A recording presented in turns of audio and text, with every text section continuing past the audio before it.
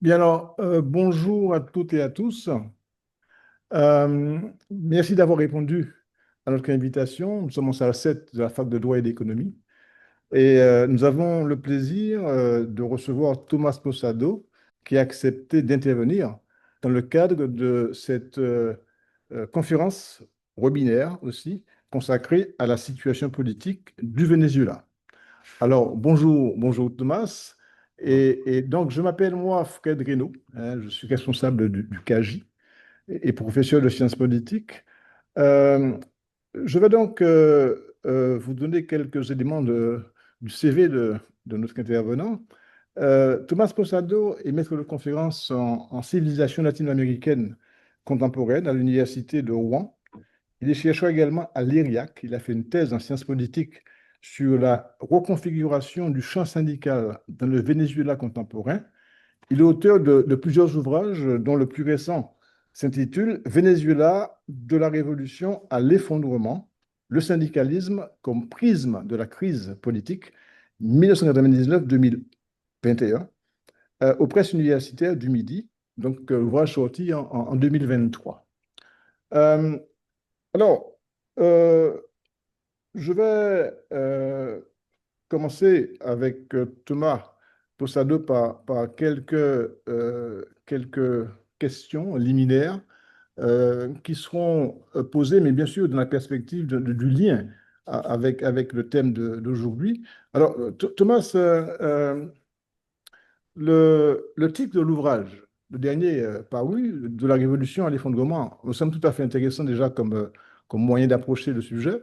En quoi la révolution, en quoi l'effondrement, bon, bien sûr que tu vas nous définir, en quoi ces éléments jouent, quel lien il y a entre ces éléments et la situation actuelle? Je pense notamment à la révolution, hein. Je précise ma question. La révolution, ça serait peut-être bien que nous ayons quelques éléments sur ce moment historique de l'histoire du Venezuela, et puis peut-être savoir quel rôle ont joué ou jouent encore des personnages comme Bolivar et Chavez dans la mobilisation politique d'aujourd'hui ou d'avant l'intervention des États-Unis. Bonjour à toutes et tous et merci de l'invitation, c'est avec plaisir que je suis parmi vous ce matin du coup en Guadeloupe. Euh, Simón Bolívar, c'est le personnage central hein, de la construction nationale vénézuélienne. Le Libertador, donc qui a libéré non seulement le Venezuela, mais aussi la Colombie, l'Équateur, le Pérou, la Bolivie, enfin, qui a libéré une grande partie de ce qui est aujourd'hui l'Amérique latine du joug espagnol. Euh, Sa référence, en fait, elle est partagée hein, dans l'ensemble de l'État vénézuélien depuis maintenant presque 2 siècles. C'est réutilisé par Chavez à partir des années 80-90, donc avant même hein, qu'il arrive au pouvoir, dès le moment où il est un militaire dissident qui tente de renverser le pouvoir en place. Il relie l'héritage de Bolivar en lui donnant un contenu anti-impérialiste contre les États-Unis, ce qui forcément ne pouvait pas être le cas au moment de Bolivar, hein, au moment où les États-Unis étaient une puissance jeune qui n'avait pas un rôle impérialiste, et en lui donnant un contenu social beaucoup plus prononcé que ne l'avait que n'avait Bolivar à son époque. L'influence de Chavez, enfin, voilà. Moi, mon ouvrage, hein, il traite principalement hein, de la présidence Chavez et de la présidence Maduro. Donc, enfin, la présidence Chavez, c'est quelque chose que j'ai traité, où effectivement, c'est une rupture dans l'histoire du Venezuela. C'est une rupture qui se fait pas de manière immédiate, hein. Enfin, quand Chavez arrive au pouvoir, il arrive avec un programme relativement modéré, souhaitant lutter contre la corruption. Il promettait à l'époque d'utiliser la troisième voie, donc qui était à l'époque professée par Tony Blair, donc enfin euh, une aile sociale libérale, hein, on pourrait la définir d'un point de vue politique. Et c'est face aux événements qu'il va se radicaliser, face aux tentatives de renversement, à l'époque déjà des États-Unis, et d'élite, enfin donc, élite forme de la bourgeoisie qui existait, mais aussi d'élite syndicale, d'élite dans l'entreprise pétrolière PDVSA, qui vont s'opposer à la présidence d'Hugo Chavez. Et du coup, Chavez va survivre à ces tentatives de renversement par la mobilisation des classes populaires. Cette mobilisation des classes populaires, en 2002-2003, elles vont sauver deux fois Chavez à la présidence de la République. Donc au moment du coup d'État d'avril 2002, qui est avorté au bout de 48 heures, et surtout au moment du paro, donc un blocage de l'économie entre décembre 2002 et février 2003, où là, on a une combinaison entre une forme de lockout du patronat et une grève, mais une grève principalement des hauts cadres dans l'entreprise pétrolière. D'ailleurs, il va y avoir une vague de licenciements, hein, parce qu'il y a un enjeu politique derrière ce contrôle de l'entreprise pétrolière, et les licenciements vont atteindre 80% chez les cadres et 20% chez les ouvriers. Donc c'est une grève qui est beaucoup plus suivie chez les cadres que chez les ouvriers. Le moment révolutionnaire au Venezuela, c'est celui-là. C'est le moment entre 2002 et 2005 où on a des embryons de double pouvoir, hein. Enfin, c'est précisément la définition, hein, de la situation révolutionnaire, avec des organisations dans les entreprises, des organisations dans les quartiers, qui sont en grande partie parallèles à l'État, où l'État n'a pas nécessairement un contrôle total, où le projet politique, il est flou. Il va finir par être défini par Chavez comme socialiste, mais à l'époque, il y a une incertitude. Et il y a, par la situation politique, une relative absence de répression, hein, où il y a une mobilisation qui est intense et une politisation extrêmement forte de la population dans ces années-là. Euh, Qu'est-ce qui reste de la révolution aujourd'hui? Bah, aujourd'hui, enfin, voilà, c'est pas les heures les plus glorieuses, hein, de la révolution. Enfin, si je parlais de révolution à l'effondrement déjà en 2023, enfin, voilà, c'est qu'il y avait quand même une tendance et que l'agression militaire des États-Unis confirme, exacerbe.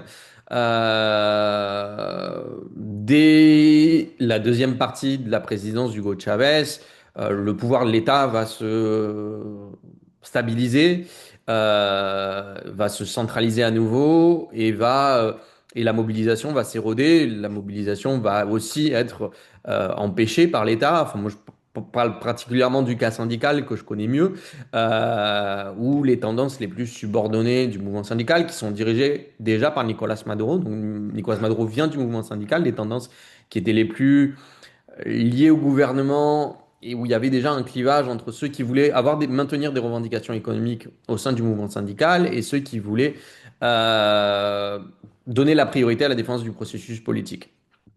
C'est les seconds qui vont l'emporter avec le soutien du gouvernement. Et la présidence de Maduro va accélérer cela en ayant une pratique toujours plus verticale du pouvoir avec, sur les dernières années, des pratiques répressives, y compris contre les militants chavistes de la première heure. Qu'est-ce qui reste du chavisme aujourd'hui? Enfin, c'est toujours un héritage, hein. Enfin, je pense que parmi euh, les millions de personnes qui suivaient Nicolas Maduro et qui suivent aujourd'hui Delcy Rodriguez, il y a une fidélité au projet porté par Hugo Chavez en 1999, des gens qui ont vu leurs conditions de vie s'améliorer sensiblement en temps d'abondance pétrolière, des gens qui ont acquis des papiers pour beaucoup, qui ont obtenu un logement, qui ont eu accès à une éducation supérieure pour certains, dans un moment où il y a eu une très grande abondance pétrolière. Enfin, on parlera sans doute de la dimension économique un petit peu plus tard, hein, mais ce qui est une dimension essentielle pour comprendre le Venezuela. Le Venezuela est depuis un siècle un pays dont plus de 90% de ses exportations dépendent du pétrole et qui subit les cycles d'abondance et de crise au gré des augmentations et des diminutions du cours de pétrole. Donc il y a eu un cycle d'abondance dans les années 70, un cycle de crise dans les années 80 et 90 qui a favorisé l'accession de Chavez au pouvoir parce qu'il y avait une réelle pauvreté et un réel mécontentement. Puis une décennie d'abondance qui s'est trouvée pendant la présidence d'Hugo Chavez de 2004 à 2014 Et enfin, une décrue qui va impacter la présidence de Nicolas Maduro, même si les causes de l'effondrement économique sont bien plus vastes que ça.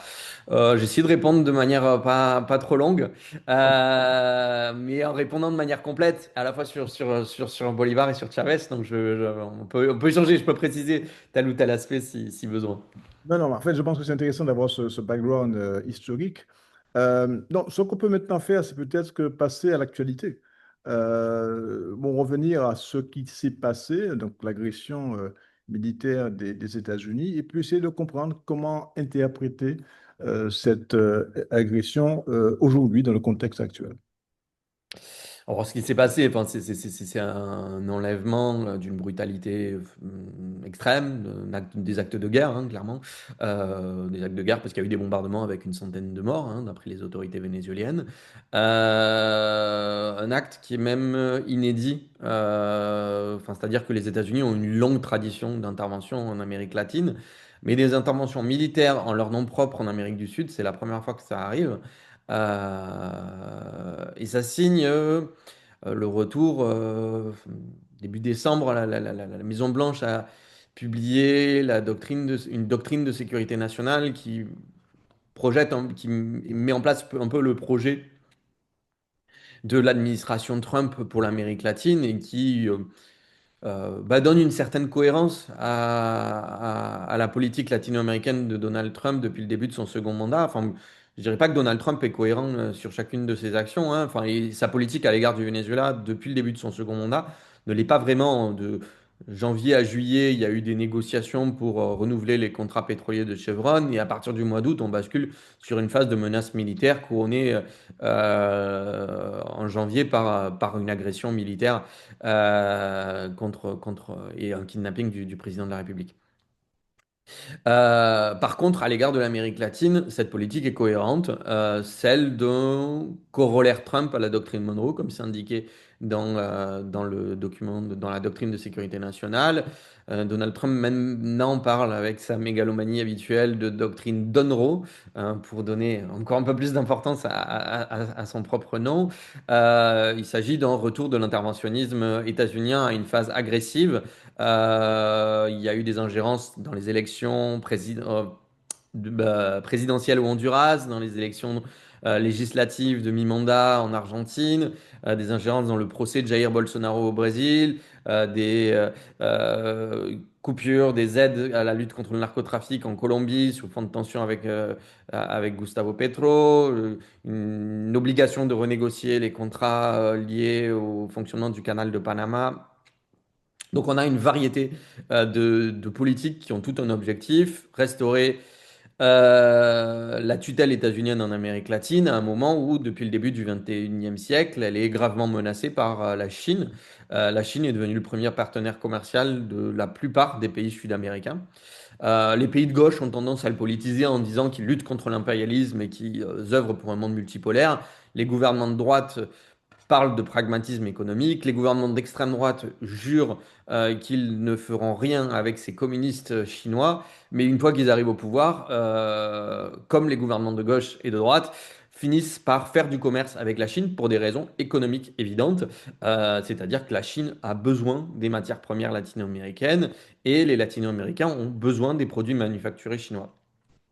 Et en ça, la politique de Donald Trump, est-ce qu'elle va enrayer le déclin des États-Unis, le déclin commercial des États-Unis en Amérique latine, ou est-ce qu'elle va l'accélérer? Rien n'est moins sûr parce que ce que fait Donald Trump, c'est pas très populaire. Enfin, en Argentine, hein, ça a permis de passer le cap des élections de mi-mandat, mais c'est des accords qui sont défavorables à l'agriculture argentine. Enfin, s'il y a moins de commerce entre l'Amérique latine et les États-Unis, c'est parce que c'est des économies qui sont moins complémentaires.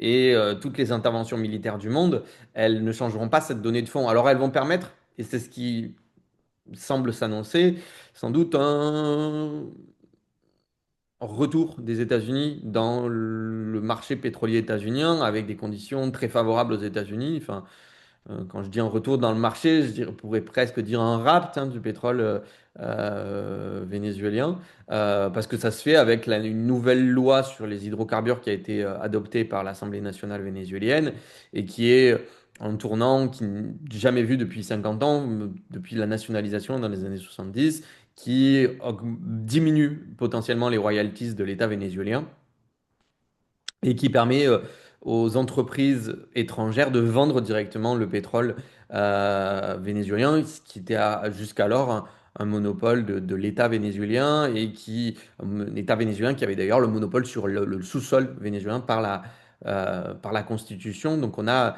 euh, un détricotage de ce qui était de ce qu'avait fait Hugo Chavez, donc de restaurer la tutelle de l'État dans l'industrie pétrolière qui est aujourd'hui à l'œuvre depuis l'agression états-unienne. Après, on a beaucoup de peu de recul, hein. Enfin, c'est une agression qui date d'il y a un mois seulement. Euh, on voit que c'est l'objectif principal de Donald Trump, hein. La conférence de presse lors de la capture de Nicolas Maduro de Donald Trump, il a prononcé 7 fois le mot pétrole, il a prononcé 0 fois le mot démocratie. Ça donne un peu une idée de son ordre de priorité. Et pour l'instant, on s'achemine vers une forme de rapt du pétrole vénézuélien par les États-Unis. Alors, Thomas, est-ce qu'on peut revenir sur la, l'argumentaire de Donald Trump sur la question du narcotrafic? Parce que finalement, on a bien compris que c'est le pétrole qui intéresse les États-Unis, mais pourquoi ce n'est pas le narcotrafic qui est la raison, enfin, une des raisons de ce kidnapping? Parce que enfin, si c'était le narcotrafic, le Venezuela serait pas le bon ennemi. Le narcotrafic est le bon prétexte, mais n'est pas la bonne raison pour attaquer le Venezuela. Avant ce kidnapping de Nicolas Maduro, Donald Trump a commencé par des bombardements massifs de navires dans la mer des Caraïbes et même dans l'océan Pacifique. Plus de 100 personnes sont mortes, hein, par ces navires. Il n'y a eu aucune preuve là-dessus. Et l'objectif, c'était, selon Donald Trump, hein, de sauver des vies états-uniennes. Pour sauver des vies états-uniennes, il y a une drogue qui coûte beaucoup de vies aux États-Unis. C'est le fentanyl. Et le fentanyl vient de Chine, est acheminé au Mexique, où il est transformé, puis revendu aux États-Unis. Donc pas du tout par le Venezuela. L'autre drogue qui circule aux États-Unis, c'est la cocaïne. Et là, pour le coup, effectivement, le Venezuela a un rôle, mais un rôle marginal, un rôle mineur et un rôle qui est plutôt en voie de décroissance. Les principaux producteurs de cocaïne sont la Colombie, le Pérou et la Bolivie. Et le Venezuela, étant un pays voisin de la Colombie, nécessairement est un pays de transit de la cocaïne. Mais un pays de transit marginal, on parle de l'ordre de 8% de la cocaïne produite dans la zone andine qui passe par le Venezuela et qui va plutôt en direction de l'Europe qu'en direction des États-Unis. Une partie va sans doute aux États-Unis. L'État vénézuélien est gangréné par la corruption, évidemment, hein, enfin, comme dans beaucoup d'États latino-américains, et puis un État affaibli par une chute du PIB de 74% entre 2014 et 2020, évidemment, est encore plus gangréné par la corruption, donc par le narcotrafic, mais ça ne veut pas dire que la tête de l'État l'est pour autant, encore moins le chef de l'État. On n'a pas de preuve, hein, d'implication de Nicolas Maduro dans ce narcotrafic. Il y a eu des neveux de Nicolas Maduro qui ont été impliqués, il y a eu des hauts dirigeants du renseignement vénézuélien qui ont été impliqués, Hugo Carvajal, Walid Makled, mais pas Nicolas Maduro en personne. Et enfin, dernier argument, si les arguments précédents ne suffisaient pas pour expliquer en quel point le narcotrafic est un prétexte, au début du mois de décembre, Donald Trump a libéré Juan Orlando Hernández, ancien président du Honduras de 2014 à 2022, condamné aux États-Unis pour avoir introduit 400 tonnes de cocaïne à 45 ans de prison. Condamné par la justice états-unienne à l'issue d'un procès à charge à décharge pour des complicités, pas avec un cartel imaginaire comme le cartel des Soleils, dont Nicolas Maduro serait le leader et qui a été qualifié d'organisation terroriste jusqu'à ce que Nicolas Maduro soit capturé et qu'une fois que Nicolas Maduro est capturé, n'apparaît même pas dans le chef d'inculpation contre Nicolas Maduro. Et Juan Orlando Hernández a été gracié par Donald Trump. Donc on voit vraiment à quel point l'accusation de narcotrafic apparaît pour ce qu'elle est, un prétexte qui est potentiellement utilisable pour condamner sans preuve des ennemis politiques, mais qui n'est pas si important et qui permet d'amnistier, malgré les preuves, des amis politiques. Alors c'est intéressant, on peut résumer ça par rapport à une phrase que j'ai retenue, hein. Libérer un ami politique malgré les preuves, et emprisonner un ennemi politique sans preuve. C'est bien ça, finalement. C'est ça. Enfin, c'est à quel point le prétexte du narcotrafic sur le cas vénézuélien restera sans doute un peu comme les armes de destruction massive dans le conflit contre l'Irak en 2003. Un prétexte auquel pas grand monde ne croyait avant le conflit et auquel plus personne ne croit une fois que le conflit est consumé. Très bien. Alors là, je vais maintenant laisser la parole aux intervenants s'ils le souhaitent. Et on reviendra après, bien sûr, pour préciser la situation et les conséquences, notamment les relations entre le président des États-Unis et la nouvelle direction au Venezuela. Il y a beaucoup de questions qui se posent hein, autour de ça. Puis aussi la place de l'opposition, de l'armée, de l'Église, éventuellement sur toutes ces questions. Alors, avez-vous des questions? Il y a des... Oui? Est-ce que tu peux... Non, mais il faut venir parce qu'on ne va pas t'entendre. Oui, oui, non, non. En Vas-y, même vas-y. temps, Vas-y. ouais. Attends, vas-y. Ce qui me gêne, ce qui me Tu peux gêne, te rapprocher. Oui.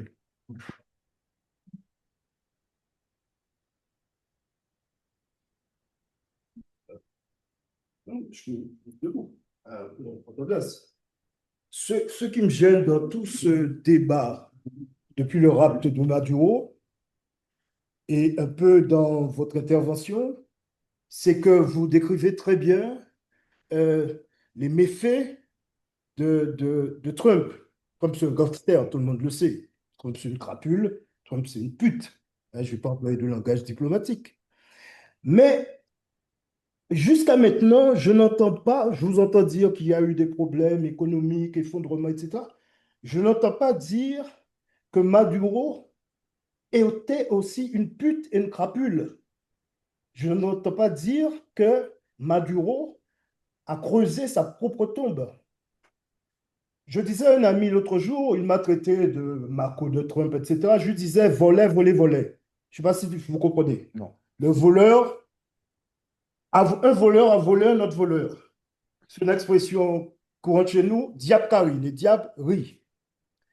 Parce qu'en fait, depuis 10 ans, je dénonce, moi avec peut-être très peu de personnes, les méfaits du système Maduro depuis une dizaine d'années. Peut-être pas la première élection où il est passé de justesse, mais après, c'était très clair. Je me souviens d'un débat au Kaji, je crois que c'était au Gomproniquel, je crois que c'était juste après l'élection législative qui avait été remportée par la droite. 2024. C'était 2024. Je sais pas Il y a eu 2015 aussi, peut-être. Il y a eu 2015, une élection législative, et 2024, l'élection présidentielle voilà. où, Mais où c'est le au président est moment, président. à ce moment-là, Maduro, il s'est improvisé constitutionnaliste, il a créé une assemblée constituante pour prendre les pouvoirs de l'assemblée de droite, enfin l'assemblée nationale qui était de droite, etc. Je crois, Fred va peut-être démentir, je crois que j'étais le seul dans la salle à dénoncer les méfaits de Maduro. Tout était, je veux dire, depuis une dizaine d'années, on voit bien, il y a des élections présidentielles. On voit ça qu'en Russie, dans les pays africains, dans certains pays, Biélorussie, etc. Élection présidentielle, tous les leaders de l'opposition sont invalidés, les uns après les autres. Ils sont emprisonnés, on trouve toujours un truc pour, etc. Les élections sont faites en Autriche. La dernière élection présidentielle, par exemple, c'est très clair. Ils ont perdu pour une panne informatique, ils n'ont pas le listing des votes, etc., etc. Donc, ce que je veux dire, je ne veux pas être trop long parce que c'est votre conférence. Mais ce que je veux dire, c'est que nous allons passer des décennies à pleurer parce qu'on a un petit bobo, parce que Trump a attaqué, ou c'était Biden, ou c'était ci, c'était ça, mais jamais à nous interroger sur les causes pour lesquelles la gauche peut perdre des élections. Et qu'est-ce qu'il faut faire pour remonter tout ça? Juste pour finir, Lula, il a perdu des élections, enfin, son camp. Ils ont accepté, ils sont revenus, ils ont gagné. Au Chili, invraisemblable. Enfin, nous tous, on se souvient de Pinochet, de tous ses méfaits. Le président élu, c'est quelqu'un qui vénère Pinochet. j'ai pas entendu dire qu'il y avait quoi que ce soit. Je pense que la gauche au Chili est consciente de ses insuffisances et qu'elle est en train de se remettre en selle. Voilà, donc je pense qu'on est dans une logique binaire, c'est un peu l'algèbre de Boole, quoi. C'est zéro, un. Si, si on ne condamne pas Trump, eh bien on est pour Trump. Si voilà, on est pour Trump, donc zéro. Eh bien on est pour Maduro. Maduro, c'est une crapule. Le régime de Maduro, c'était un régime qui portait à tête aux libertés. Et ça, il faut le dire. J'ai vu une pétition où il fallait soutenir, euh, en fait, condamner le rapt de Trump, etc. Très bien. Mais demander le rétablissement le retour de Maduro et le rétablissement des libertés démocratiques au Venezuela. Mais c'est antinomique. Maduro, quand il va revenir, il va reprendre le pouvoir. Il va continuer sa politique. Vous voyez, donc, ce sont toutes ces interrogations qui, depuis des années, me perturbent et me font penser que la réflexion sur les causes pour lesquelles les mouvements révolutionnaires et comment dirais-je, les perspectives révolutionnaires échouent, la réflexion n'est pas bien menée. C'est une réflexion trop binaire. Si Trump attaque ou Biden aussi, eh ben c'est que voilà, c'est eux les méchants et nous on est très bons, tout est propre. Voilà, je ne vais pas aller plus loin. Merci, En tout merci cas, Roger. Donc, Attends, non, non, non. Toi, comment ta réaction En plus, je suis d'accord. Enfin, moi, j'essaye de lutter contre cet aspect binaire. Si on parle du rap, on est obligé de parler de l'action de Donald Trump et c'est pas Nicolas Maduro qui est responsable de son rap. Maintenant, oui, l'action de Nicolas Maduro, elle est clairement d'un dirigeant autoritaire. Enfin, je n'utiliserai pas le mot de pute, hein, en soi, ni pour Trump ni pour Maduro, mais oui. Enfin, je le disais d'ailleurs dans mon propos liminaire. Enfin,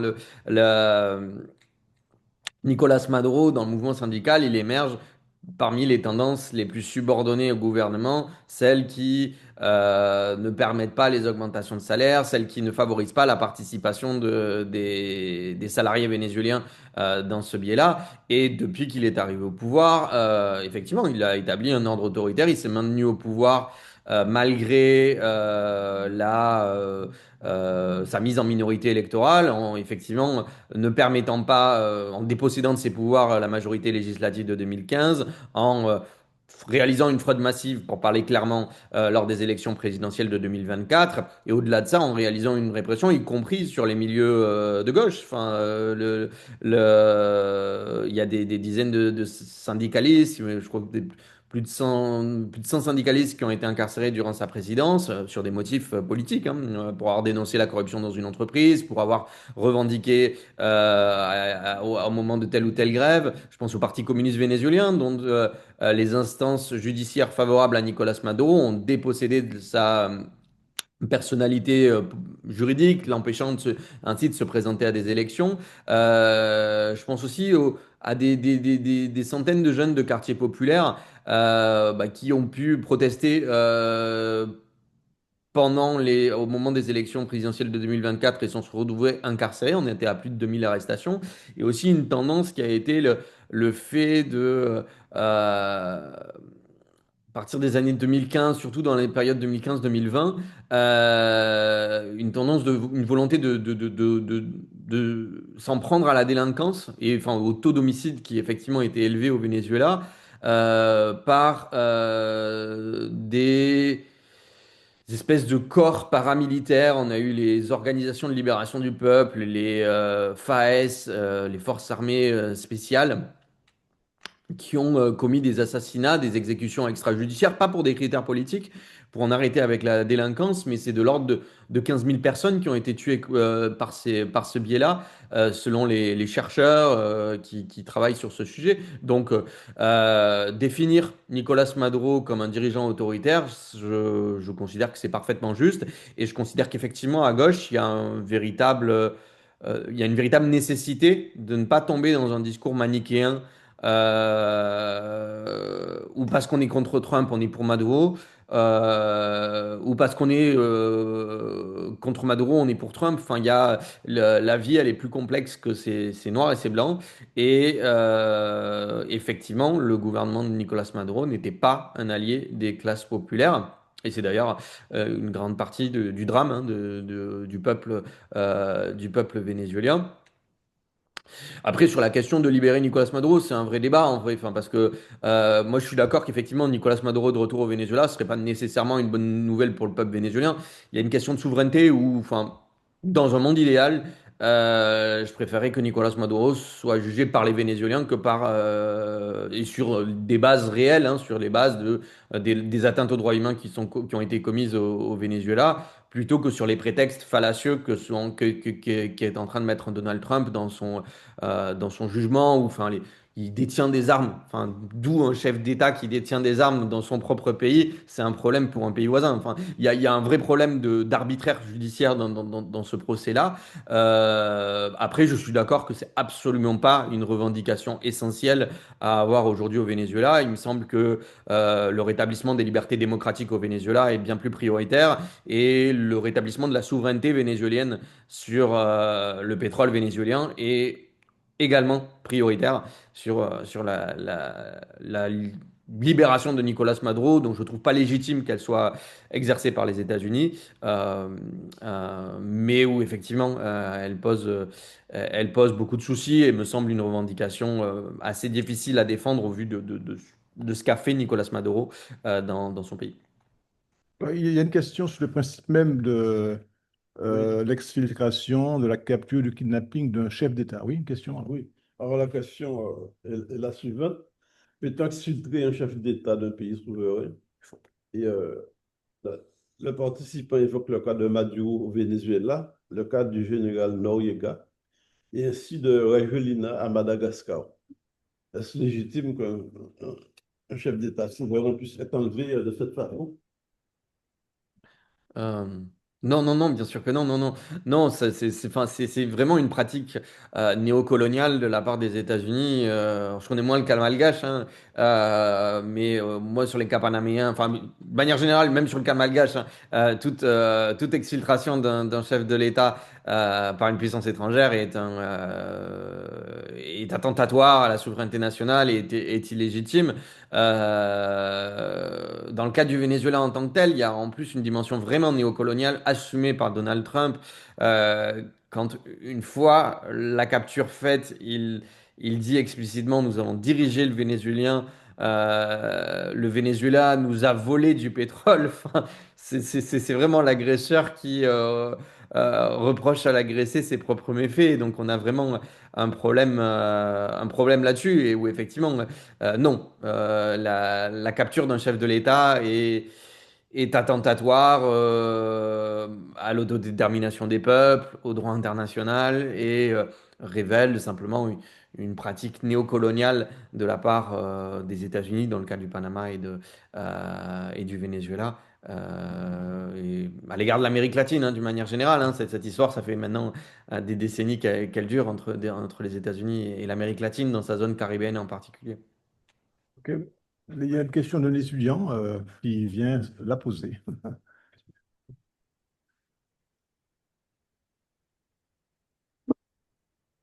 Bonjour, bonjour, je ne sais pas si vous m'entendez. Oui. Très bien. Enchanté, étudiant en Master 2 de sciences politiques ici à l'Université des Antilles. Bon, déjà, je suis très content de voir quelqu'un de l'Université de Rouen, parce que je suis moi-même hein, issu de l'université, de la filière sciences politiques de l'Université de Rouen. Bon, Ok, ah bon, c'est chouette. Je connais les collègues de sciences politiques de l'Université de Rouen. Bah, je suis ravi que du coup vous continuez votre cursus du coup aux Antilles. C'est super. Donc, ma question, elle va plutôt porter sur la population. Parce que c'est vrai qu'on a beaucoup parlé des dirigeants, hein, Trump, Maduro, mais c'est vrai que j'ai l'impression qu'on oublie un peu, enfin, on oublie en partie la population. Donc, on a vu hein, à travers le monde toutes les scènes de liesse des diasporas vénézuéliennes qui sont souvent en exil politique hein, par rapport à la politique de Maduro. Mais on a vu aussi d'autres scènes et qui condamnaient justement les actions américaines. Alors ma question, c'est de savoir quel est aujourd'hui l'état d'esprit des Vénézuéliens par rapport à leur avenir, par rapport à ce qui s'est passé. Comment ils envisagent, quelles sont leurs perspectives en fait. Donc voilà, je vous remercie pour votre réponse. Ben, je vous remercie pour votre question. Bon, je vais essayer de répondre du coup en différenciant les Vénézuéliens, parce que les Vénézuéliens, évidemment, c'est un peuple très divers, et comme tous les peuples. Enfin, ce qui domine tout de même au Venezuela, dans les Vénézuéliens qui sont au Venezuela, c'est une forme de sidération et une forme d'angoisse vis-à-vis de ce qui peut se passer. Enfin, voilà, ils ont subi un bombardement, hein, tout de même. L'ordre autoritaire qui régnait au Venezuela n'a pas cessé de régner, c'est-à-dire les mêmes personnes sont au même pouvoir, les mêmes polices, les mêmes militaires font exactement la même chose. Il y a une peur donc d'un côté sur l'instabilité politique militaire. Aujourd'hui, ça semble se stabiliser autour d'une forme de dialogue à minima entre Delcy Rodriguez et Donald Trump, mais dans les premiers jours, dans les premières heures, on ne savait pas s'il allait pas avoir une deuxième intervention états-unienne. Et même dans le cas d'une stabilisation politique, il y a des peurs d'un point de vue économique, c'est-à-dire, enfin, des premiers réflexes des Vénézuéliens, c'est de pouvoir s'approvisionner parce que bah, ils savent que les prix peuvent augmenter. Enfin, les vols de pétroliers états-uniens au large des côtes vénézuéliennes, bah, ça peut avoir des difficultés, causer des difficultés économiques. Les accords que sont en train de prendre Delcy Rodriguez, c'est pas à l'avantage de l'État vénézuélien, donc il y aura sans doute pas plus de ressources pour les Vénézuéliens. Euh, donc il y a cette dimension de sidération qui est sans doute la dimension principale. Après, il y a une forme d'espoir qui était celle qui a été exprimée de manière plus explicite par les Vénézuéliens de l'étranger, enfin qui étaient sans doute peut-être présente parmi les Vénézuéliens au Venezuela, mais tue au regard des conséquences que ça pouvait avoir pour eux. Un espoir qu'avec le départ de Nicolas Maduro, ce soit la fin de la décennie de crise dont il souffre et dont il responsabilise en partie à raison Nicolas Maduro. Ce que je trouve, que je trouve, enfin, ce que je sors un peu de l'analyse, hein, je parle de mes émotions et tout, je trouve un peu triste dans cet espoir, c'est qu'il est assez rapidement frustré. Enfin, moi, je le vois déjà frustré avant même qu'il se soit matérialisé. Alors, il y a quelques centaines de prisonniers politiques qui ont retrouvé la liberté. J'imagine que pour leur famille, c'est un vrai soulagement. Mais pour l'immensité du peuple vénézuélien, pour les 8 millions de Vénézuéliens à l'étranger, pour les 25-26 millions qui sont à l'intérieur du pays, rien n'a changé. Les 8 millions ne peuvent pas rentrer au Venezuela, n'ont pas un emploi qui les attend au Venezuela, plus qu'ils n'en avaient il y a quelques jours. Les conditions économiques sont les mêmes, voire dégradées par les nouveaux diktats des États-Unis. L'ordre autoritaire de Nicolas Maduro est devenu l'ordre autoritaire de Delcy Rodriguez. Il y a visiblement des ouvertures ces dernières heures où il y a une loi d'amnistie qui semble prévue, une fermeture de l'hélicoïde qui était condamné par les organisations de défense des droits de l'homme comme un centre de torture, donc qui serait des nouvelles qui pourraient laisser penser à une libéralisation politique. Maintenant, pour l'instant, on en est assez loin. Et pour l'instant, euh, moi, je vois pour l'instant, d'un côté, une sidération et d'un autre côté, des espoirs frustrés.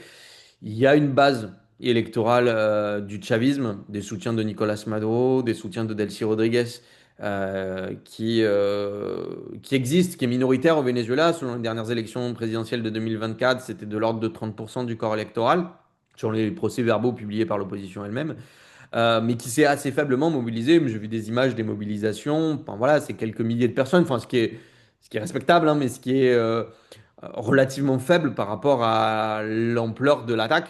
Enfin, c'est vraiment une situation qui contraste, par exemple, avec le coup d'État d'avril 2002 et qui témoigne de ce qu'on disait tout à l'heure, hein, du changement du chavisme, de ce virage autoritaire qu'a connu le chavisme, où sous Hugo Chavez, il y avait un peuple mobilisé, il y avait des milliers, des milliers, des dizaines de milliers, des centaines de milliers de personnes qui descendaient dans la rue pour obtenir le retour d'Hugo Chavez. Et là, il y a un rapt qui est d'une brutalité extrême et qui est fait en plus directement par une puissance étrangère. Et la mobilisation est relativement faible. Elle est même plus faible que les dernières manifestations en faveur de Nicolas Maduro avant son rapt. Il y a une base chaviste qui est relativement sonnée par ce qui vient d'arriver, alors qui peut se réactiver, mais qui est relativement sonné hein, par un événement que personne n'avait vu venir de cette manière. On pouvait s'attendre à des bombardements, on pouvait s'attendre à une agression états-unienne, mais une agression états-unienne qui arrive à enlever le chef de l'État en seulement 2 heures et demie, c'était un scénario qu'assez peu de gens pouvaient soupçonner. Oui, mais alors, à propos de la stabilité précisément, elle paraît très fragile, finalement. Parce que les ressorts de cette stabilité sont assez fragiles. Comment ça tient et combien de temps, en gros, ça peut tenir? Parce que on a une présidente par intérim qui est dans une position inconfortable. Et puis, bon, il y a la pression des États-Unis de l'autre côté. Alors, est-ce qu'on peut je veux dire, bon, bien sûr, on peut pas prévoir ces choses-là, mais alors, euh, cette stabilité, elle est quand même fragile. Ah oui, oui, oui, complètement. Enfin, cette stabilité, enfin, moi, je suis déjà, je trouve déjà énorme que ça ait duré un mois. On verra si enfin, combien de temps ça dure. C'est-à-dire qu'elle s'appuie sur une contradiction essentielle du chavisme. Delcy Rodriguez a fait toute sa carrière politique, euh, quelques mois comme ministre sous Chavez, devenu ministre sous Maduro, vice-présidente depuis 2018, pour dénoncer l'impérialisme états-unien, dénoncer les sanctions des États-Unis, et se retrouve dans une position de co-gestion, de co-direction du Venezuela avec les États-Unis. Et c'est pas seulement Delcy Rodriguez, c'est des millions de Vénézuéliens qui sont derrière, c'est des forces armées qui sont derrière, c'est des groupes armées non étatiques, enfin les colectivos, comme on les appelle au Venezuela, enfin des soutiens de l'ELN. On sait que l'ELN a des forces, donc la guérilla colombienne a des forces au Venezuela. On a du mal à voir comment ces gens qui historiquement se haïssent puissent évoluer ensemble sous la pression états-unienne dans un chemin de pétales de rose qui les mène tout droit vers l'harmonie absolue. Il y a une politique de chantage de la part des États-Unis. Delcy Rodriguez, pour l'instant, accède à nombre de demandes des États-Unis. Euh, il y a eu un reportage du Guardian qui parlait d'une trahison, de discussions qui étaient préalables à l'enlèvement de Nicolas Maduro de la part de Delcy Rodriguez. Enfin, il y a ce reportage et on peut lui donner le bénéfice de la bonne foi, mais qu'il y ait trahison ou qu'il n'y ait pas trahison, de toute façon, Delcy Rodriguez a assez peu de marge de manœuvre à partir du moment où elle est menacée militairement par les États-Unis, où elle a visiblement pas des soutiens suffisants, ni à l'intérieur du pays, ni par ses alliés internationaux, à résister à cela. Maintenant, le fait que cette belle entente s'effrite, ça me semble un scénario hautement possible. Faut prendre conscience aussi que Delcy Rodriguez et cette direction actuelle du chavisme, elle s'est largement désidéologisée depuis les années Chavez. Chavez avait ce projet socialiste, avait nombre de références. Ce pragmatisme et qu'on peut voir de l'opportunisme, hein. Enfin, le mot pragmatisme, ça peut être de l'opportunisme selon qu'on a envie de le valoriser ou on a envie de le dévaloriser. Ce revirement, du moins, il était déjà présent sous Nicolas Maduro. Il y a eu déjà une libéralisation de l'économie en 2019-2020 sous Nicolas Maduro face aux sanctions états-uniennes. Là, le revirement de Delcy Rodriguez, c'est un reniement total de l'héritage d'Hugo Chavez et qu'elle l'accepte, je ne sais pas pour combien de temps, que parmi ses soutiens que ce soit dans la base électorale, que ce soit parmi ses soutiens militaires, que ce soit parmi ses soutiens armés non étatiques, il n'y ait pas euh, de, de velléité d'opposition à ce revirement-là. Ça me semble improbable aussi. Je pense qu'il va y avoir sans doute des escarmouches, je ne sais pas sur quelle forme, hein, mais qu'il y a des contradictions qui vont nuire à cette stabilité de manière à peu près évidente. Oui. Alors, moi, je reviendrai tout à l'heure sur l'opposition ou les oppositions, hein, dans ce contexte-là. Mais il y a un intervenant, un internaute qui a posé trois questions. Alors, je prendrai la troisième. On va garder les deux premières pour après, parce que ça porte sur la Guadeloupe précisément et sur la France, hein. Bon, on en parlera peut-être à la fin. Euh, je pose la question 3. Depuis les 100 récentes années, quel rôle a joué les églises? Alors, moi, j'ajoute l'armée aussi. Aujourd'hui, quelle place occupe l'Église ou les églises et l'armée dans ce contexte-là? Enfin, la population vénézuélienne est très largement catholique. Il y a toujours une forte influence de l'Église catholique au Venezuela. Les hautes sphères de l'Église catholique ont été plutôt défavorables à Chavez, mais il n'y a pas une unité totale, hein, dans cette Église. Il y avait des sacerdotes de base qui pouvaient être favorables au chavisme. L'Église donc a plutôt joué un rôle défavorable à Chavez sans avoir un rôle éminemment politique, hein, enfin sans avoir un rôle d'aiguillon pour cela. Ce qu'on voit au Venezuela et ce qu'on voit dans l'ensemble de l'Amérique latine, au Brésil et en Amérique centrale en particulier, c'est le développement d'un évangélisme avec lequel les différents courants politiques essayent de jouer. Nicolas Maduro a essayé de jouer avec ça, l'opposition essaye de jouer avec ça, qui est une tendance latino-américaine d'églises qui vont être plus proches de leur base, avec moins d'obligations liturgiques. Enfin voilà, on peut faire une église dans une cave, dans un hall, dans n'importe quel lieu, hein. Enfin, ça permet une plus grande flexibilité de ce point de vue-là. Avec un intéressement davantage sur le destin individuel des gens. On parle de théologie de la prospérité, en lieu et place de ce qu'était la théologie de la libération dans les années 60, 70, 80. Et donc, un fonctionnement plus individualiste qui converge plus avec l'ambiance néolibérale. Euh, mais enfin voilà, mais enfin après c'est pas le rôle politique majeur et elle n'a pas pour l'instant une influence dans la crise politique en tant que telle, même si enfin voilà, par le passé elle a plutôt été défavorable à Chavez. On enchaîne sur la question sur l'armée peut-être Oui, ou peut-être. oui, oui. Non, mais oui, après, après on abordera l'opposition. L'armée, par contre, c'est une institution que je jugerais beaucoup plus décisive dans l'histoire vénézuélienne. C'est peut-être un héritage de Bolivar aussi, enfin, où on a des figures de grands militaires hein, qui imprègnent le récit national vénézuélien et dont l'épopée, la légende reste dans ce cadre-là. Il y a eu pendant longtemps des gouvernements militaires, pendant le 19e siècle, sous Juan Vicente Gómez jusqu'en 1935, donc le caudillo Juan Vicente Gómez. Et ensuite, une autre phase de dictature militaire de 1948 à 1958 sous la direction de Marcos Pérez Jiménez. Depuis cette époque, l'armée était soumise au régime civil. L'armée vénézuélienne a aussi cette spécificité d'être peut-être plus populaire, d'avoir des origines plus populaires que des armées au Chili, en Argentine.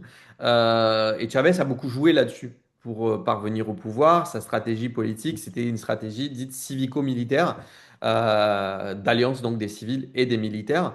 Je rappelle, il a fait une première tentative de coup d'État militaire avortée en 1992. Euh, mais sous Chavez, de fait, l'armée était subordonnée au leader charismatique, légitime démocratiquement, qu'était Hugo Chavez.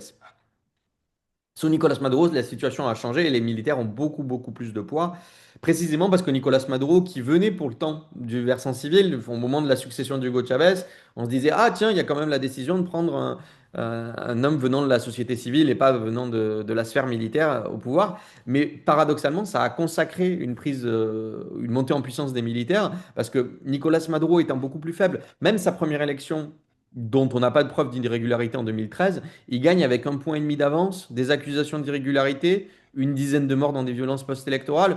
J'ai pas de preuves et sans doute qu'il a été élu de manière régulière. Mais déjà, ça le met dans une position de faiblesse et donc dans une position où il accorde davantage à ses alliés, dont l'armée. Et toute sa présidence de 2013 à 2026 a été jonchée de ça. Enfin, comment ne pas reconnaître une élection d'une Assemblée nationale à majorité d'opposition? Comment affronter des vagues de protestations en 2014, en 2017?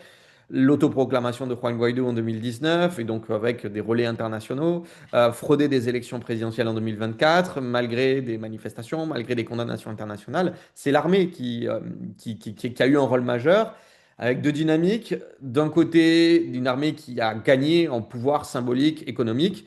On a autant de généraux au Venezuela que dans l'ensemble des pays de l'OTAN. Il y a plus de 2000 généraux au Venezuela, donc une rétribution symbolique de ces militaires. Une rétribution économique aussi. Ils dirigent une soixantaine d'entreprises publiques et s'enrichissent par ce biais. Et une surveillance rapprochée. En 2019, au moment de l'autoproclamation de Juan Guaidó, l'opposition appelait à l'insubordination de l'armée, avec beaucoup de dangers, hein. Ça pouvait avoir un risque de guerre civile en soi. Cette armée ne s'est pas insubordonnée. Il y a eu quelques centaines de soldats qui ont changé de bord, mais de manière très très insuffisante pour avoir un renversement dans le pays.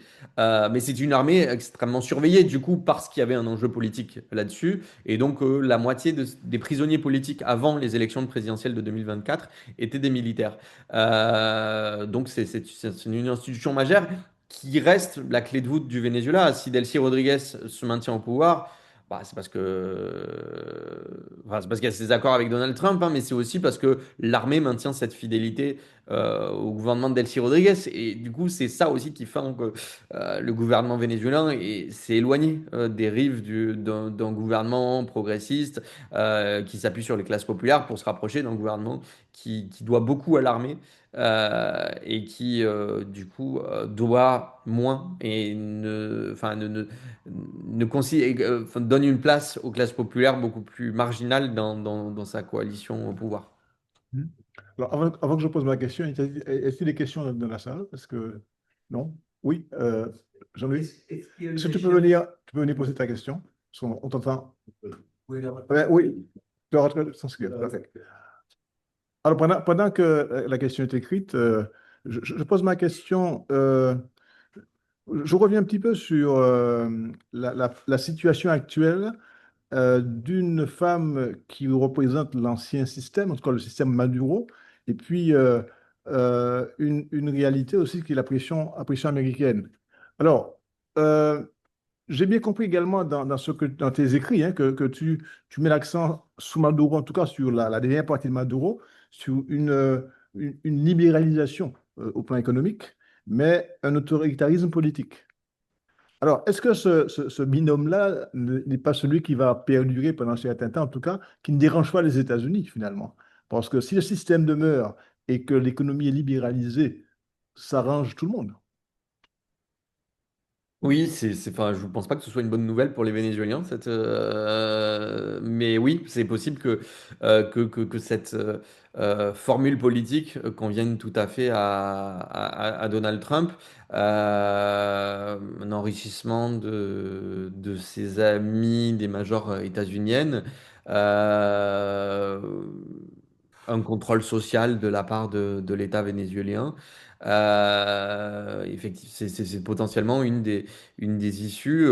On voit quelques aspects dans le fait qu'il y ait ces libérations de prisonniers politiques, mais de fait, aujourd'hui, même les prisonniers politiques sont soumis à des contrôles. Enfin, ils doivent pointer régulièrement au commissariat. Alors, il y a eu hier une loi d'amnistie qui a été annoncée par Delcy Rodriguez, mais enfin, dont on ne sait pas les contours et dont on ne sait pas si à terme elle protège euh, les citoyens arrêtés ou potentiellement les militaires vénézuéliens, enfin ses alliés en cas de changement de régime. Mais pour l'instant, oui, cette formule libéralisme économique, autoritarisme politique semble perdurer au Venezuela pour le plus grand malheur des Vénézuéliens. Très bien. Alors, peut-être que avant de poser la question de Jean-Louis, je voudrais encore revenir sur la question de l'opposition ou des oppositions. Parce qu'en réalité, bon, il y a aussi une opposition, en tout cas des oppositions. J'ai même compris que le Parti communiste était dans l'opposition aussi, hein. Donc, il y a des oppositions très, très diverses. Alors, ma question est la suivante. Euh, Finalement, l'opposition, elle est déçue par la situation. L'opposition pro-trumpienne, elle semble plutôt déçue par la situation actuelle. Finalement, euh, Maria Machado, elle n'a pas réussi son coup. Elle a même dû rendre son prix Nobel à Trump. Donc finalement, l'opposition de droite, en tout cas, au Venezuela, elle est une des grandes perdantes de la situation, non? Oui, c'est une grande perdante et effectivement, enfin il y a quelque chose d'ironique dans la situation de Maria Corina Machado où le jour où elle obtient le prix Nobel ou le jour où son souhait, qui est son souhait depuis plusieurs années, que Nicolas Maduro soit défait par une intervention étrangère, bah, c'est ce jour-là que Donald Trump la repousse de manière assez brutale, de manière même un peu machiste, euh, en arguant qu'elle n'a pas de soutien et de respect dans le pays, ce qui me semble en vrai pas très exact, hein. Enfin, il y a un soutien, on peut le regretter, on peut l'approuver, mais il y a une partie de la population qui voit en Maria Corina Machado un soutien. Par contre, elle n'a pas de soutien au sein de l'appareil d'État. Et ça, c'est vrai que c'est quelque chose qu'a sans doute pris en compte Donald Trump. C'est-à-dire que mettre Maria Corina Machado au pouvoir, quelqu'un qui n'a pas le soutien de l'appareil d'État, ça voulait dire renverser l'État vénézuélien. Renverser l'État vénézuélien, c'est hautement plus compliqué que de capturer un chef de l'État. Capturer un chef de l'État, effectivement, ça peut se faire en 2 heures et demie, moyennant des opérations d'intelligence extrêmement bien calibrées et sans doute quelques trahisons par-ci par-là. Renverser un État, ça veut dire avoir une intervention militaire terrestre, engager des hommes, potentiellement perdre des hommes, un financement d'une campagne militaire beaucoup plus important.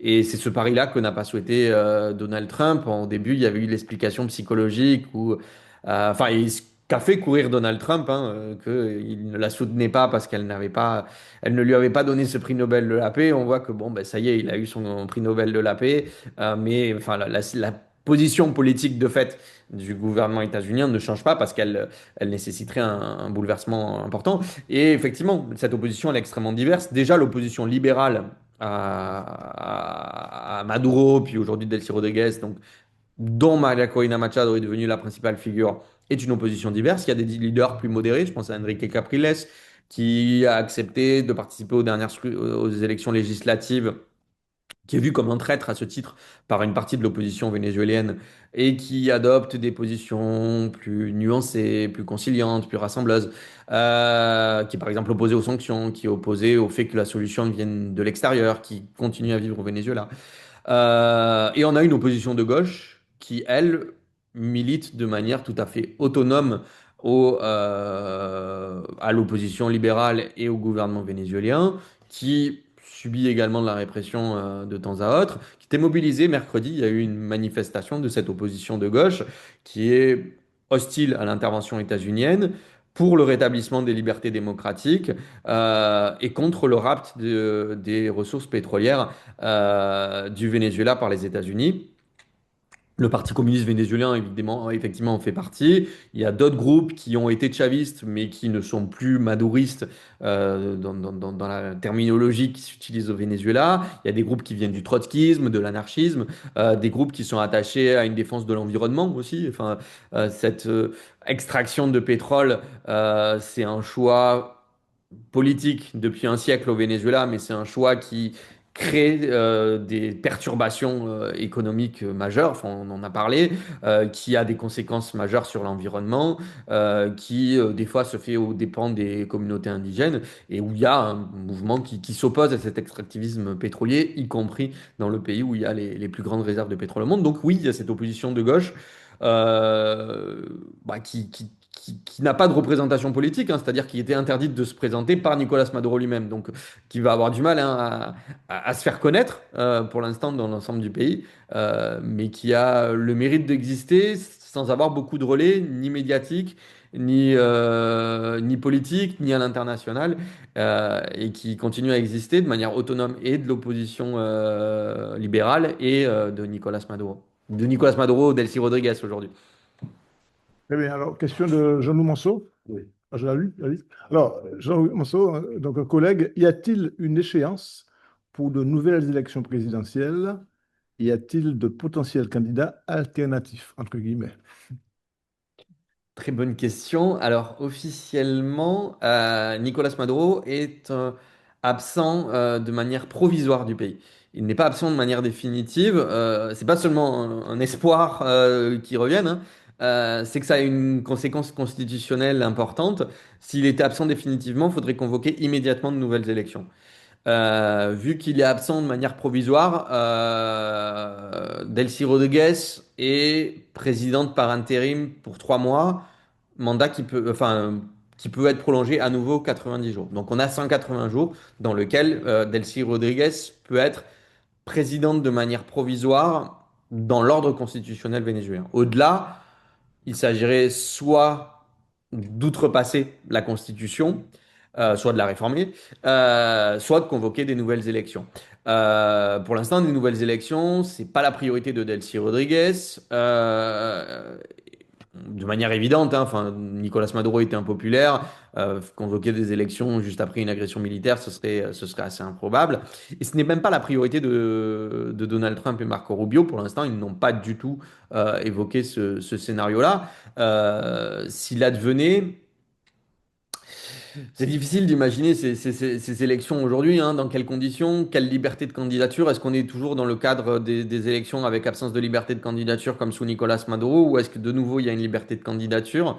Delcy Rodriguez, du coup, bah, deviendrait la candidate légitime du camp chaviste, du camp de la majorité présidentielle sortante. Euh, du côté de l'opposition, Maria Corina Machado est la leader indiscutée en ce moment, même si il y a des options différentes, par exemple celle de Enrique Capriles depuis du côté de cette opposition libérale. La figure de Edmundo González, donc qui a gagné les élections présidentielles de 2024, pourrait apparaître comme un consensus, mais cela voudrait dire qu'il y a une liberté de candidature pour Edmundo González, ce qui me semble pour l'instant une hypothèse. La perspective même d'élection, pour l'instant, n'est qu'une hypothèse. Et puis, quid, par exemple, aussi, au-delà de cette question de liberté de candidature, quid des 8 millions de Vénézuéliens à l'étranger? Lors des élections présidentielles de 2024, il n'y avait même pas 1% d'entre eux qui avaient pu voter, 70 000 personnes. On estime que c'est un corps électoral qui pourrait représenter 5 millions de personnes. Enfin, 8 millions, c'est avec les enfants. 5 millions de personnes en âge de voter. Donc, est-ce qu'ils auraient désormais le droit de vote? Enfin, ce serait évidemment un électorat qui est plutôt acquis à une opposition libérale. Mais ce serait une portion du corps électoral immense, hein. Enfin, ce serait un bon quart hein, du corps électoral vénézuélien. Donc, enfin, si élection il y a la question de la liberté de candidature et la question de la participation des Vénézuéliens à l'étranger qui se poseraient et qui sont des très grandes inconnues pour pouvoir imaginer une solution, enfin un potentiel vainqueur dans ce scrutin hypothétique. Il y a il y a une question d'une internaute, Stéphanie Mulot. Alors, je lis une question en m'excusant si cela a été abordé dans la présentation dont j'ai raté le début. Quelle est la place de la Chine dans les objectifs de mainmise sur le pétrole vénézuélien de la part des États-Unis? Contrer les intérêts et la présence chinoise dans les Amériques, bien qu'il soit déjà trop tard, semble être un objectif de l'administration américaine actuelle.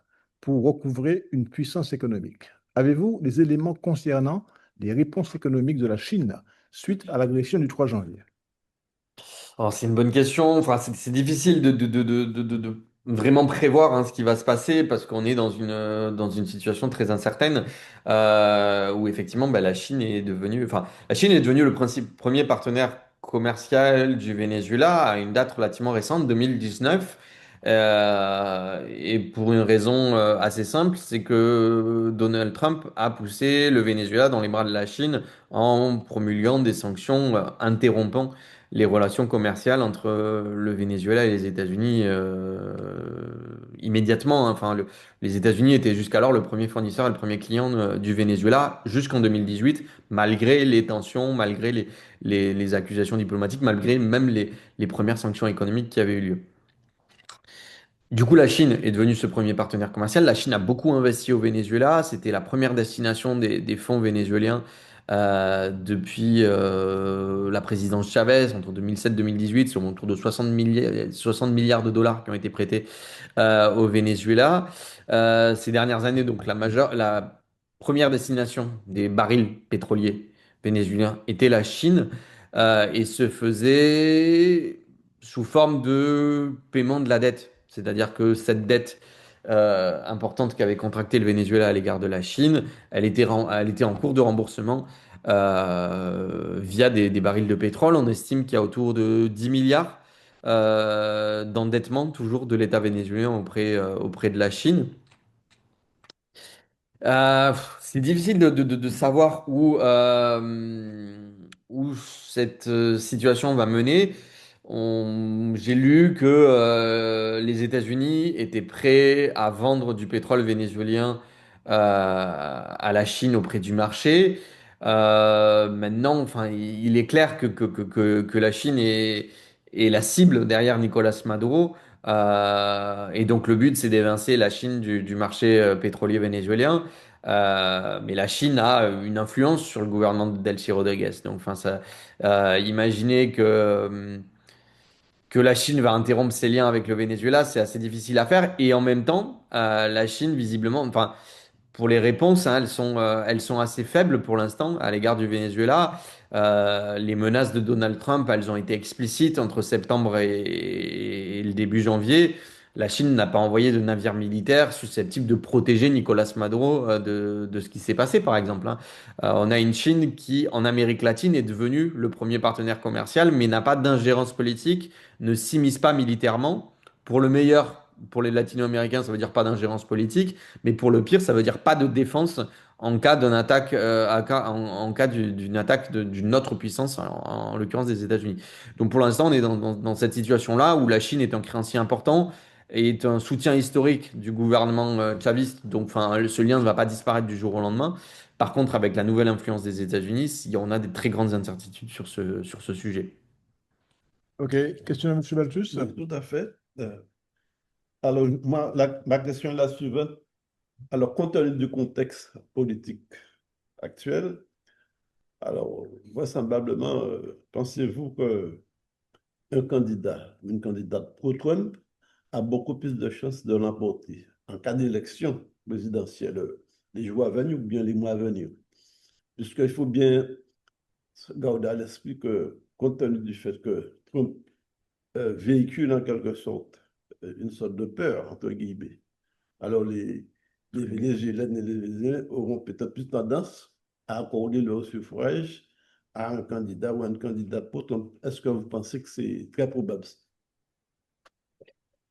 Oui, alors, enfin, c'est difficile à estimer parce que, enfin, il y a pas d'enquête qui permet d'établir ça d'une manière générale. Si je me fie sur les ressentis que j'ai, les rapports que j'ai avec les Vénézuéliens que je connais, de ce que je lis sur le sujet, euh, la- l'étoile de Maria Corina Machado n'a pas pâli et c'est pas seulement une pro-Trump, c'est Maria Corina Machado, la dirigeante intransigeante qui a dit les choses les plus radicales contre le chavisme depuis les années 2000 et qui était marginale pour cela ou qui était qui est devenu député en 2010, mais d'une circonscription la plus bourgeoise du pays, dans le centre de Caracas, euh, et qui surtout a gagné en popularité en 2022-2023, au moment où bah,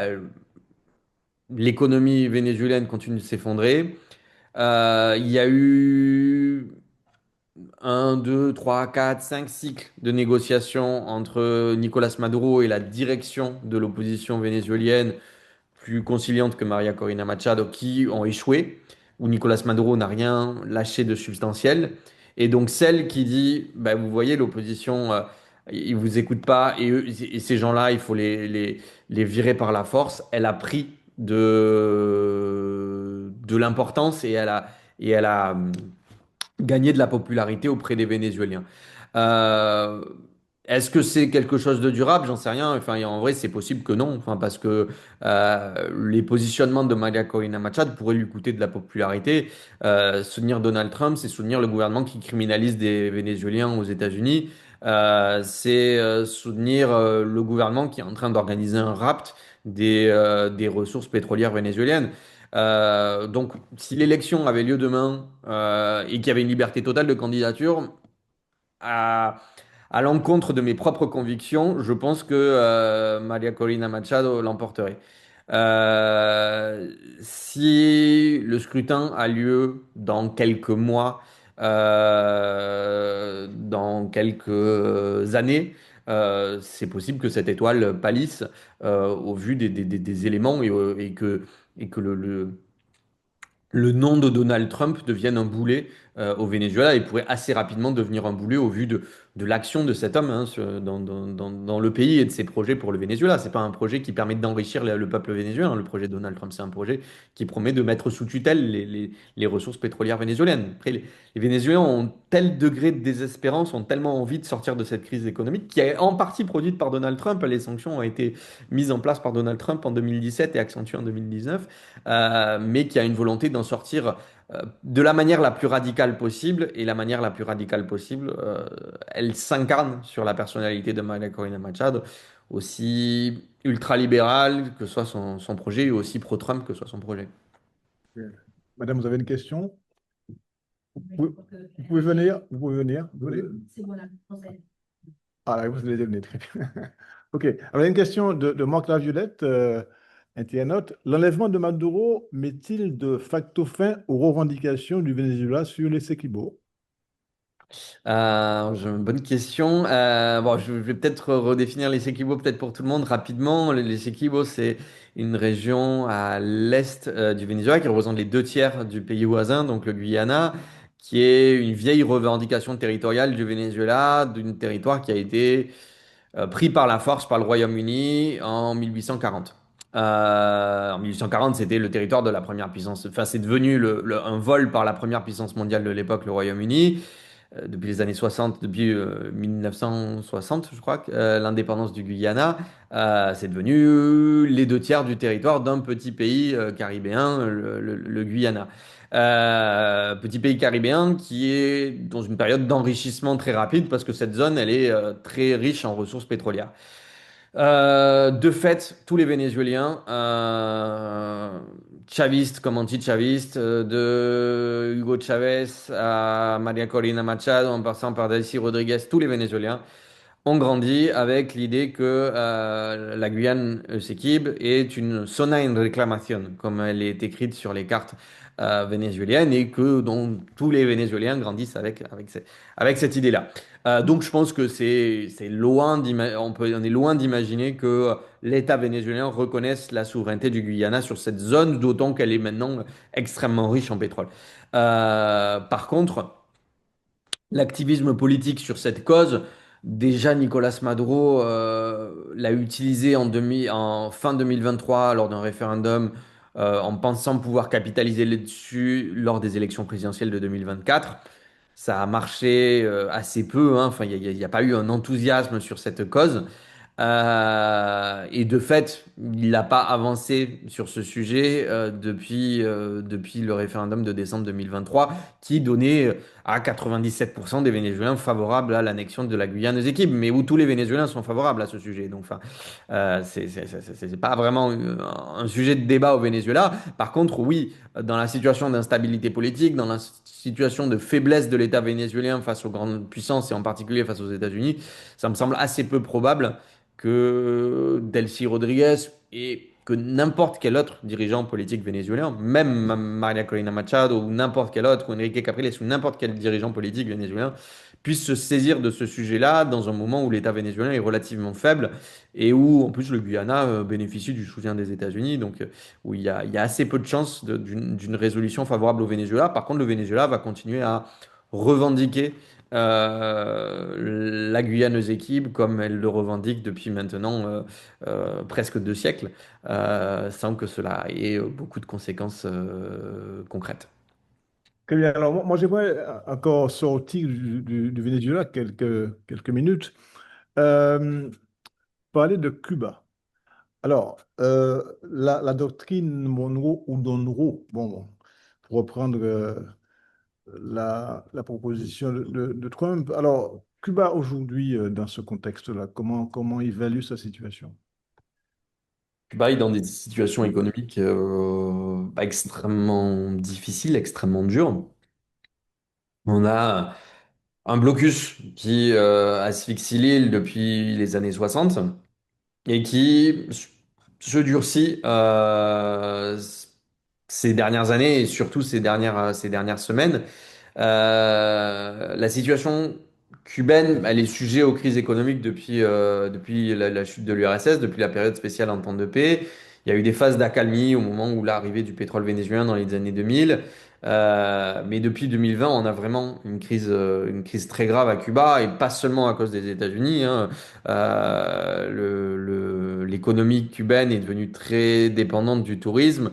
Et la pandémie de l'économie, de la société, du gouvernement devient possible. Enfin, avec des conséquences potentiellement graves qui ne sont pas les conséquences qu'attend Donald Trump quand il met en place des blocus de ce type. Il est en train de favoriser des vagues d'immigration. Il me semblait qu'il voulait stopper toute immigration latino-américaine sur le sol des États-Unis.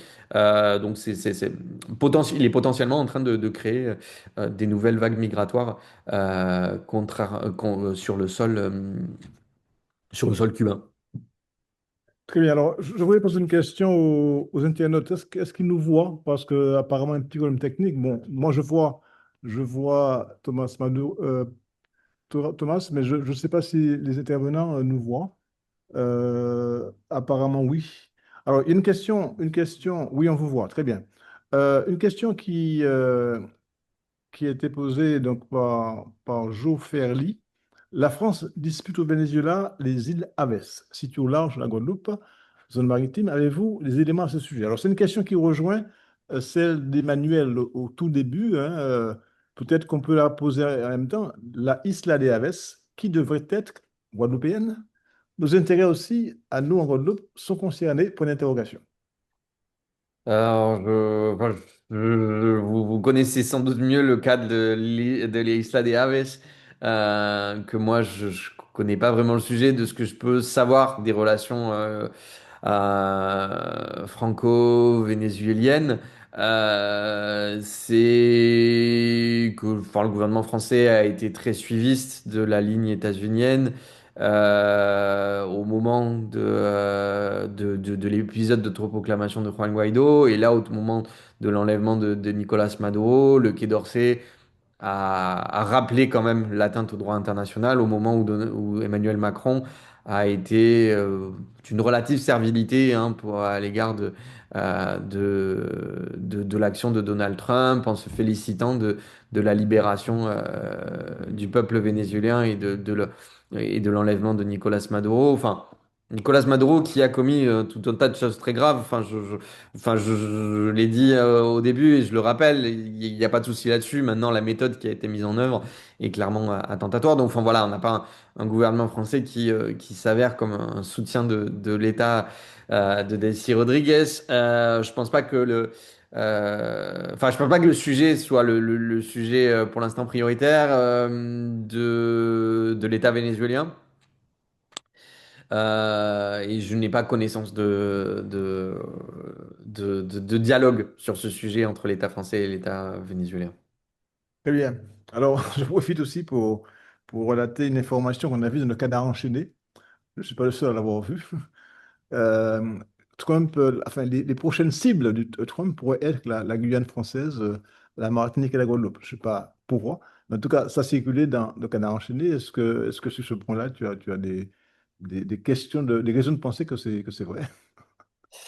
Alors, j'ai du mal à suivre la liste des États menacés par Donald Trump depuis le début de l'année. Je crois qu'on est à 7, 8. Je sais pas à combien on sera à la fin de l'année. Si on continue à ce rythme, je crois que d'ici la fin de 2027, il aura menacé tous les États de la planète. Euh, il me semble tout de même que menacer un État ayant une armée puissante est tout de même plus complexe que mener une opération d'intelligence de 2 heures et demie.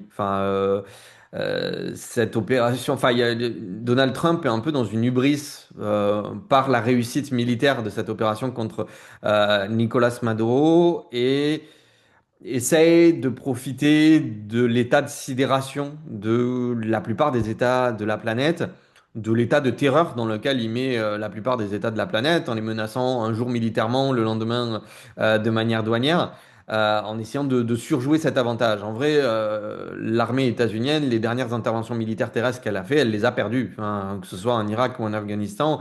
Euh, c'est une chose de menacer un État beaucoup plus faible comme le Venezuela euh, et de ne pas intervenir militairement sur le sol, mais juste de mener une action localisée, j'y crois pas beaucoup. Enfin, à l'accusation de prendre d'assaut la Martinique, la Guadeloupe et la Guyane française, je vous le souhaite pas. Enfin voilà, je suis pour l'autodétermination de tous les peuples si dans votre relation avec la France, mais je pense qu'une intervention militaire états-unienne serait un désastre et serait un scandale.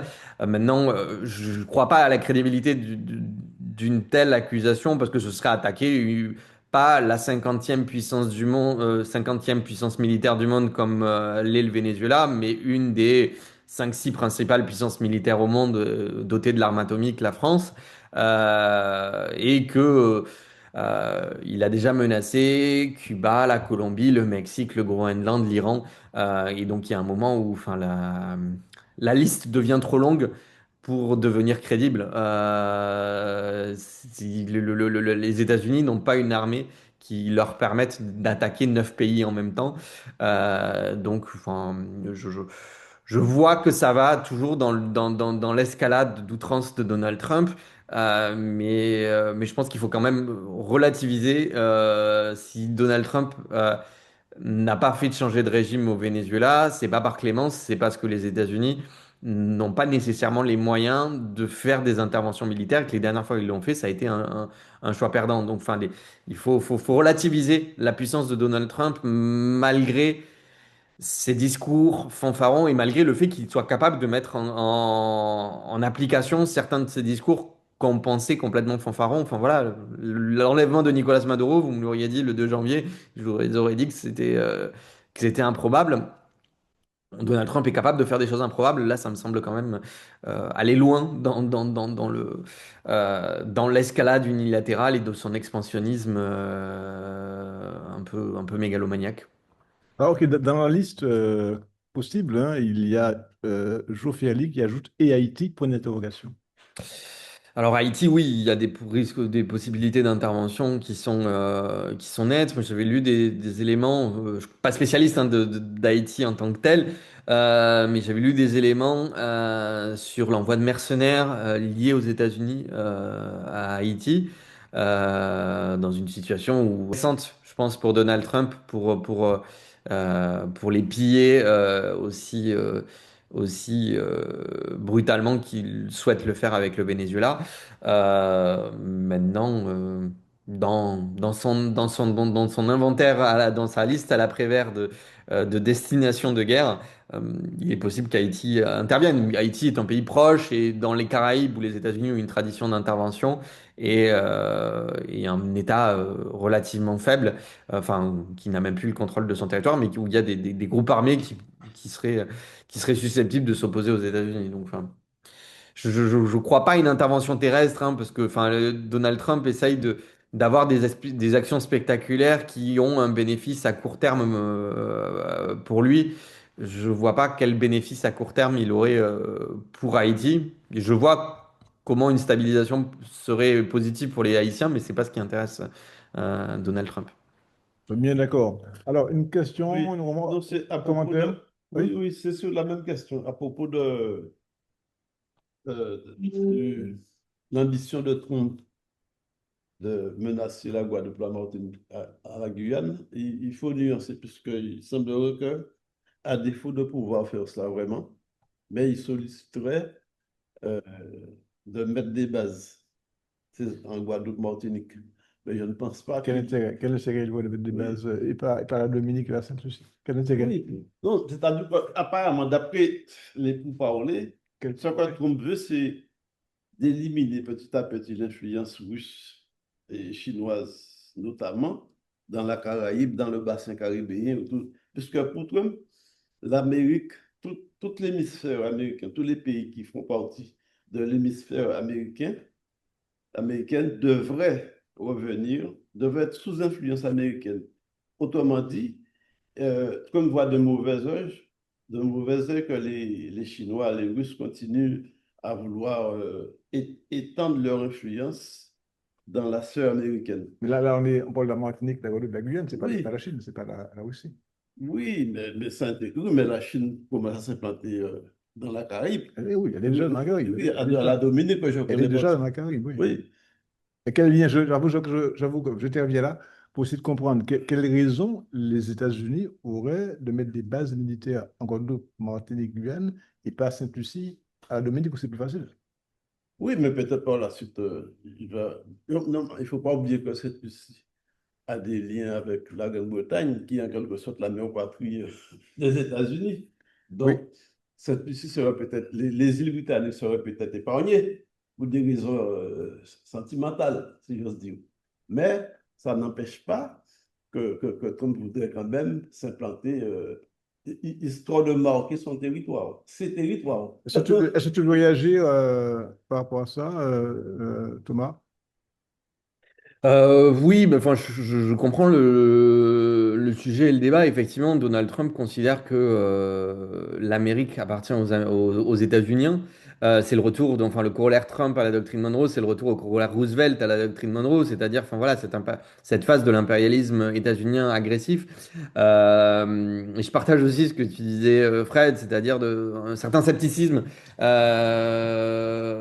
vis-à-vis de comment le mettre en œuvre et quels sont les moyens pour mettre en œuvre cela et quel est l'intérêt de le faire en Guadeloupe, en Martinique et en Guyane française. Je pense que parmi les cibles prochaines, il y a le Pérou, par exemple, qui est un État dont les élites sont très liées aux États-Unis, mais dont le commerce est très lié à la Chine, qui pourrait être dans les cibles. On pourrait imaginer des ingérences électorales dans la campagne présidentielle de Colombie pour essayer de faire perdre la gauche d'Ivan Cepeda qui a des bonnes chances de l'emporter. Peut-être aussi dans la campagne présidentielle au Brésil contre Lula et peut-être pour aider le fils de son ami d'extrême droite Jair Bolsonaro. Euh, Maintenant, s'affronter à la France sur ce sujet, s'il y a un motif, je ne le connais pas. Il y a des tensions entre la France et les États-Unis que Emmanuel Macron essaye de résoudre de manière un peu servile de temps en temps, de s'opposer à d'autres moments. Euh, mais enfin, je ne pense pas qu'il y ait un intérêt particulier à mettre des bases militaires à ce moment-là, d'autant que enfin, voilà, les États-Unis viennent à peine de réouvrir la base militaire de Porto Rico dans la mer des Caraïbes. Donc, enfin, jusqu'à présent, c'était plus vraiment une priorité l'Amérique latine. Là, ça le redevient et il réouvre cette base militaire, notamment pour préparer l'intervention au Venezuela. Ils pourraient s'en servir s'ils veulent continuer à déstabiliser Cuba. Maintenant, voilà, je pense qu'il y a un moment où la dispersion géographique de Donald Trump va atteindre ses limites et, et où je pense pas que la Guadeloupe, la Martinique et la Guyane française soient parmi les priorités stratégiques de Donald Trump, enfin, voilà, qui a des terrains en Amérique latine où il peut jouer un rôle pour évincer la Chine, pour évincer la Russie, euh, de manière plus efficace qu'avec une base militaire dans les Antilles françaises. Après, encore une fois, enfin, voilà, Donald Trump nous a habitués à être tellement imprévisibles enfin, voilà, que comme le matin du 3 janvier, les faits peuvent démentir mes prédictions. Ok, merci. Alors, on arrive à la fin de la manifestation. Alors, il y a une question quand même, je voudrais quand même revenir sur une question d'Emmanuel au tout début. Je ne voulais pas qu'il ait le sentiment qu'on ne veut pas répondre à sa question. Alors, sa question, elle s'adresse à la fois à Roger, mais également à toi, j'imagine. Thomas, question d'Emmanuel. Roger dit que Maduro, je ne dis pas tout, que le régime de Maduro serait un régime autoritaire. Ma question, le régime actuel, alors il met de la Guadeloupe, je crois que c'est de la France, n'est-il pas autoritaire lui aussi, avec l'utilisation du 49.3 en permanence? Alors, donc voilà, donc tout le monde sourit et rit. Alors c'est une question quand même qui se pose hein, pour Emmanuel. Alors qu'en penses-tu, Thomas?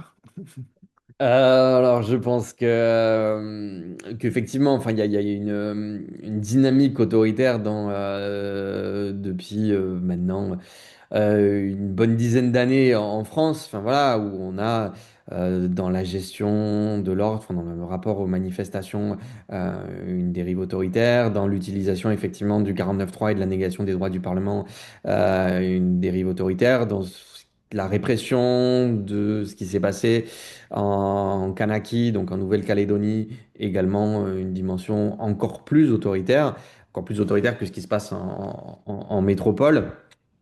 Vous avez peut-être des éléments sur ce qui se passe en Guadeloupe ou en Martinique, enfin, que je n'ai pas particulièrement et je ne m'exprimerai pas sur la situation de ce qui se passe dans vos îles.